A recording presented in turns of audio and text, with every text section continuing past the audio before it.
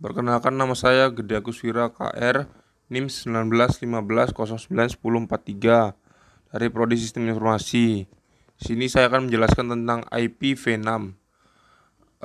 Dimulai dari sejarah IPv6.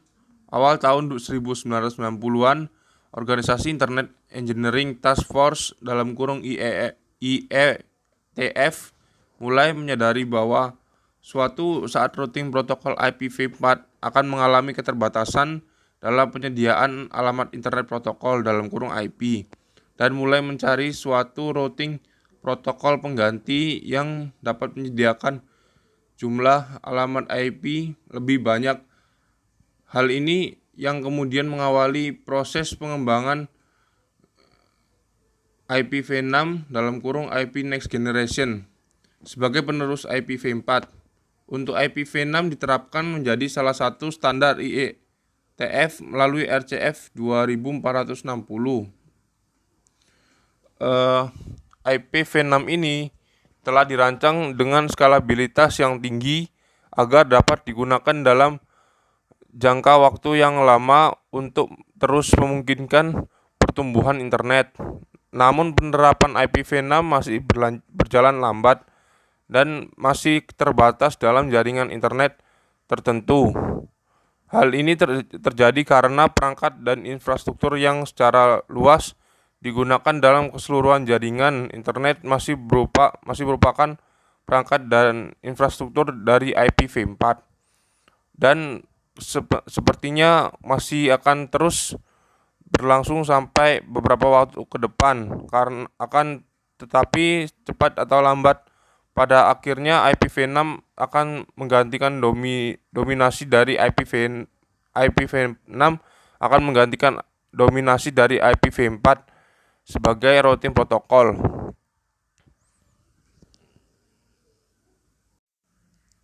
Di sini saya akan menjelaskan tentang pengertian IPv6 dan juga fitur-fitur yang dimiliki IPv6. IPv6 (Internet Protocol versi 6) adalah sebuah protokol internet yang digunakan untuk melakukan pengamatan dan routing paket data antar perangkat-perangkat di dalam jaringan berbasis TCP atau IP. IPv6 merupakan generasi terbaru yang sebelumnya adalah IPv4. Fitur-fitur yang dimiliki IPv6, yang pertama ada format header baru, yang kedua ada jumlah alamat jauh lebih besar, yang ketiga ada infrastruktur routing dan addressing yang efisien dan hierarkis, yang keempat ada kemampuan plug and play melalui stateless maupun stateful address auto configuration, yang kelima ada keamanan yang sudah standar built-in. Nah, di sini saya akan menjelaskan tentang kelebihan pada IPv6. Yang pertama, jumlah IP address yang sangat banyak. IPv4 panjang satu alamat IP-nya 32 bit, yang berarti dapat menyediakan alamat IP sebanyak 4.264.967.266.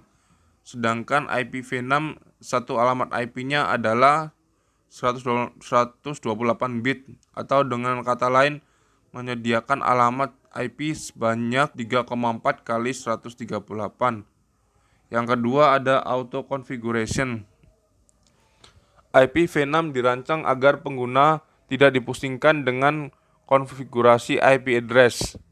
Komputer pengguna yang terhubung dengan jaringan IPv6 akan mendapat IP address langsung dari router, sehingga nanti DHCP server tidak diperlukan lagi. Auto configuration nantinya sangat berguna bagi peralatan mobile internet karena pengguna tidak direpotkan dengan konfigurasi sewaktu berpindah tempat dan jaringan. Yang ketiga ada security IPv6. Telah dilengkapi dengan protokol IPsec sehingga semua aplikasi telah memiliki security yang optimal bagi berbagai aplikasi yang membutuhkan keamanan, misal saja transaksi m-banking. Di samping itu, IPsec dalam IPv6 merupakan protokol keamanan yang paling andal saat ini, di mana ia menggunakan teknik enkripsi yang rumit sehingga sulit ditebak oleh hacker yang akan membaca data yang dilewatkan. Yang keempat ada quality of service.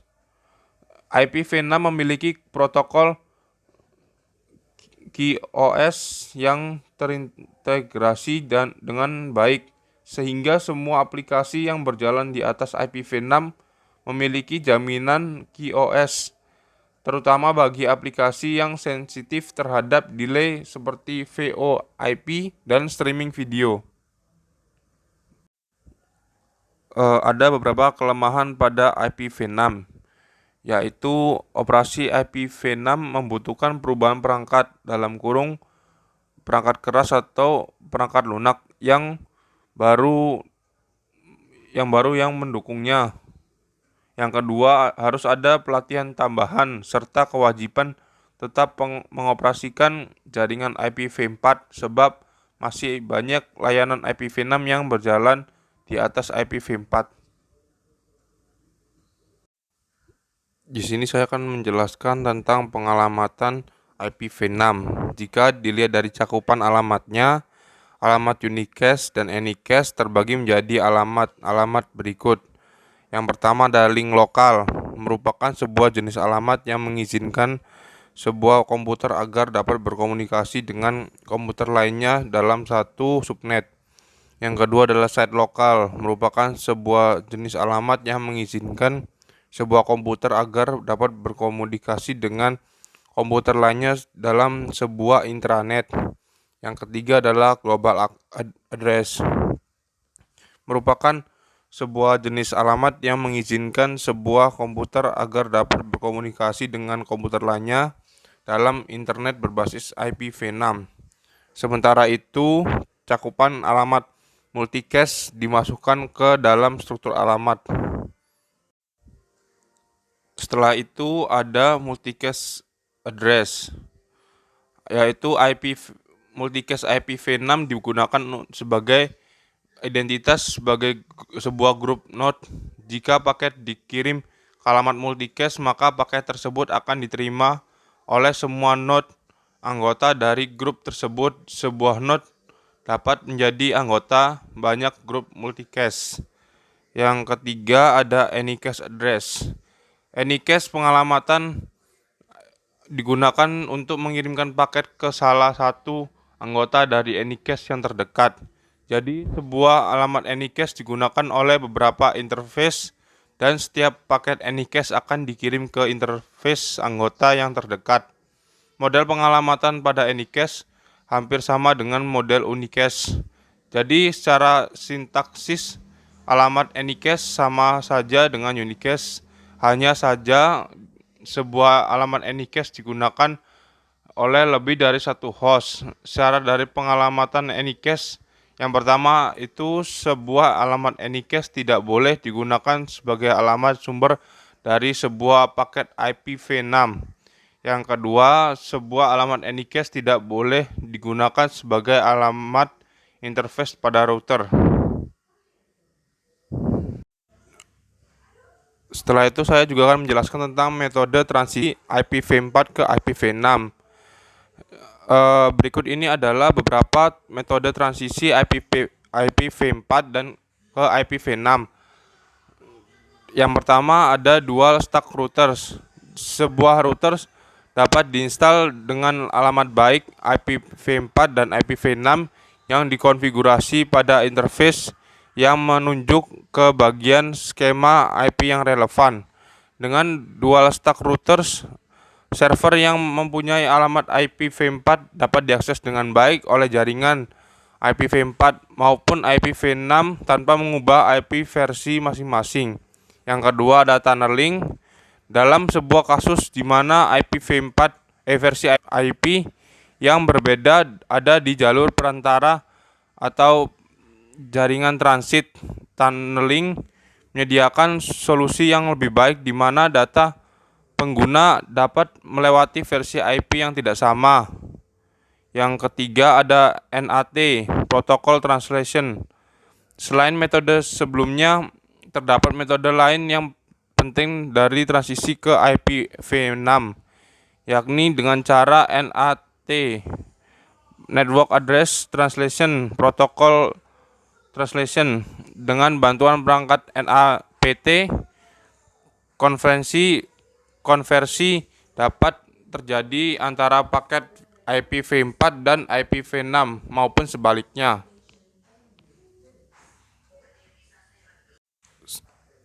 Setelah itu saya akan menjelaskan tentang format IPv6. Di IPv6 memiliki dua format, yaitu format alamat dan format prefix.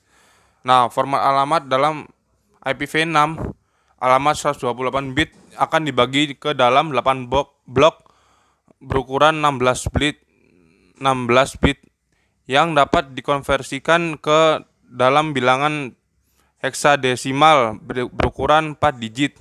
Setiap blok bilangan heksadesimal tersebut akan dipisahkan dengan tanda .2 karena format notasi yang digunakan oleh IPv6 juga sering disebut dengan kolon heksadesimal format. Berbeda dengan IPv4 yang menggunakan dotted decimal format. Selanjutnya saya akan juga menjelaskan tentang format prefix. Dalam IPv4, sebuah alamat dalam notasi dotted decimal format dapat dipresentasikan dengan menggunakan angka prefix yang merujuk kepada subnet mask. IPv6 juga memiliki angka prefix tapi tidak digunakan untuk merujuk kepada subnet mask karena memang IPv6 tidak mendukung subnet mask. Prefix adalah sebuah bagian dari alamat IP, di mana bit-bit memiliki nilai-nilai yang tetap atau bit-bit tersebut merupakan bagian dari sebuah rute atau subnet identifier. Prefix dalam IPv6 dipresentasikan dengan cara yang sama, seperti halnya prefix alamat IPv4, yaitu alamat atau angka panjang prefix. Panjang prefix ditentukan jumlah bit terbesar paling kiri, yang membuat prefix subnet. Sebagai contoh, prefix sebuah alamat IPv6 dapat dipresentasikan sebagai berikut: 3FFE.290.2F28B.2 atau 24. Pada contoh di atas, 64 bit pertama dari alamat tersebut dianggap sebagai prefix alamat, sementara 64 bit sisanya dianggap interface ID.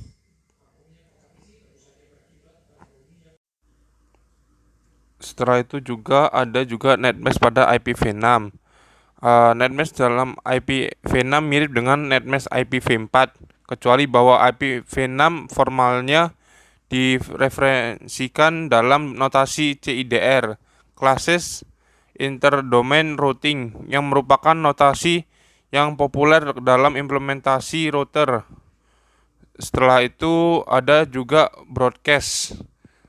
Nah, untuk broadcast hanya dimiliki oleh IPv4, sedangkan IPv6 tidak menggunakan broadcast karena telah digantikan oleh multicast.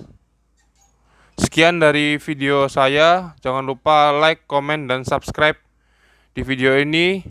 Sekian dan terima kasih.